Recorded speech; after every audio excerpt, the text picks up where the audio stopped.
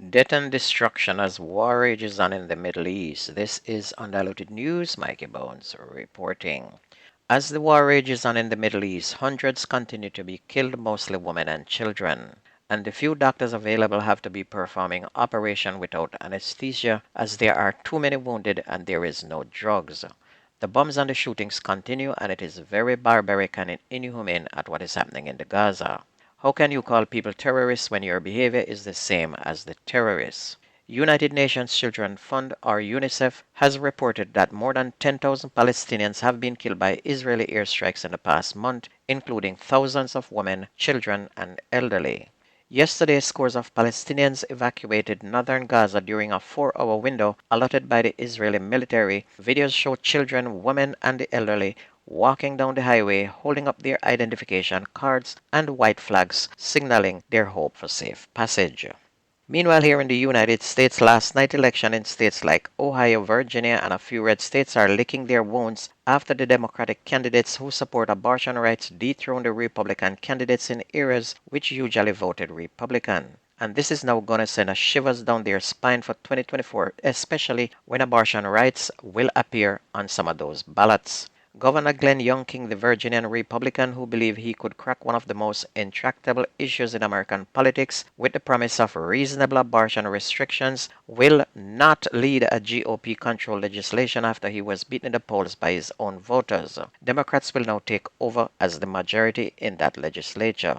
In Kentucky, Andy Beshear, Democratic governor, defeated his Republican challenger as state attorney general with close ties to former President Donald Trump and Senate Minority Leader Mitch McConnell after a campaign in which abortion became a flashpoint. Meanwhile, Democrat Gabe Amo is the projected winner of Rhode Island's special congressional election, and he'll be the first black person to represent this state in Congress.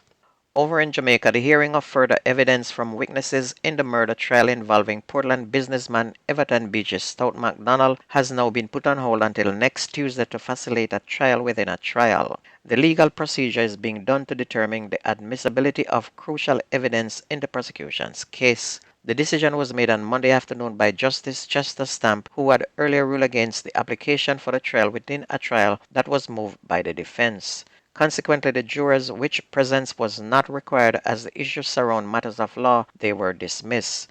Beaches Stout is on trial for the death of his second wife. After this trial is ended, he's gonna have another one for the murder of his first wife as well. Prime Minister Andrew Holness has responded with outrage to Monday night's killing of 2 children in Salt Spring in St. James. Mr. Holness has urged the House of Representatives to pass tougher legislation to crack down on what he described as terrorist acts being committed by members of criminal gangs across the island. Speaking during yesterday afternoon's sitting of the House, Mr. Holness disclosed that the horrific triple murder in Salt Spring in St. James stemmed from an ongoing gang feud. 7-year-old Justin Perry and 9-year-old Nakoleva Smith and 26-year-old Tiva Hales died after being shot in a taxi along the Flower Hill Main Road in Salt Spring on Monday.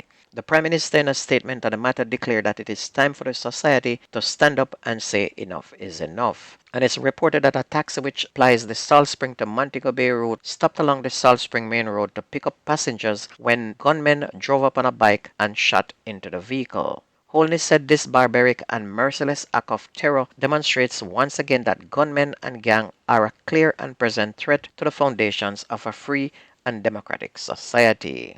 Meanwhile, a waiter was shot dead on Crawford Street in Mount Salem in St. James yesterday morning. The deceased has been identified as 34-year-old Sanjay Rankin from Crawford Street in the parish.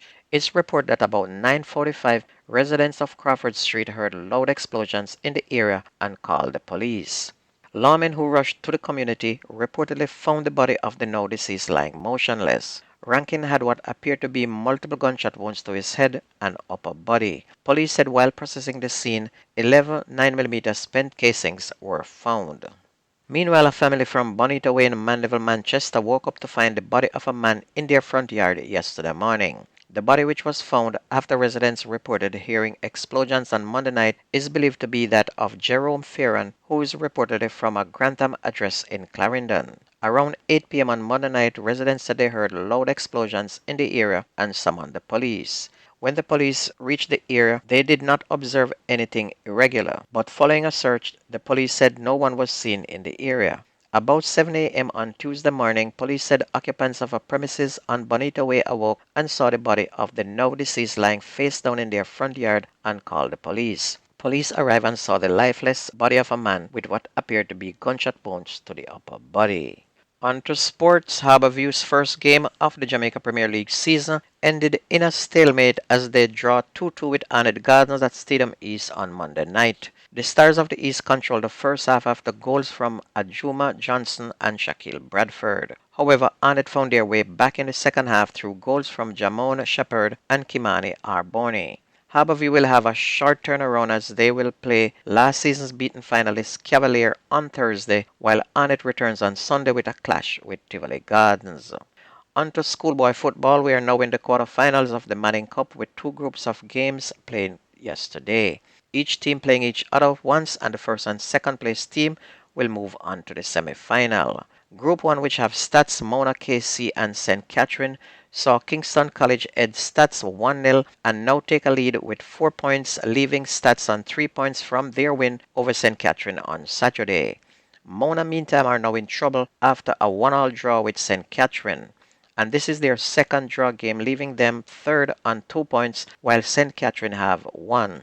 And this zone is still wide open with one more game left, and the next game will determine the two teams that will make it to the next round.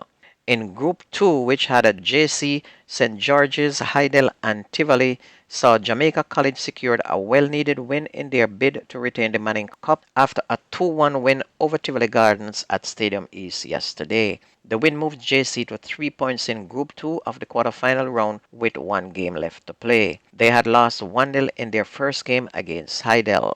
Tivoli's chance of advancing to the semifinals are slim following 2 losses. Heidel, in the meantime, played to a 1-1 draw with Georges to move to 4 points, which is going to be the same as Georges. And this zone is also wide open, and the first and the second will come down to the very last game.